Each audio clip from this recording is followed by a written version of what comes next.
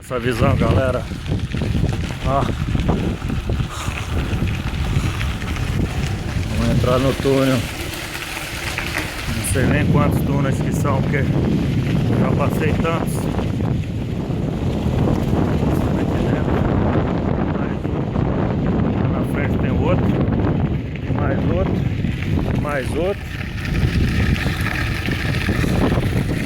Olha o roxão.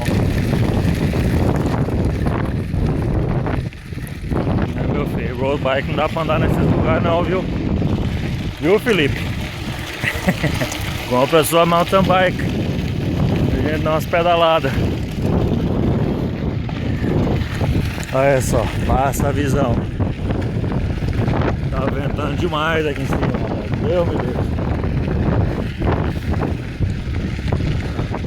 Esse é o Lake Médio. Passa a visão, meu amigo. Só na mountain bike. Ou então no pezão. É um dos dois. Não tem outro jeito não. Sem choro nem vela.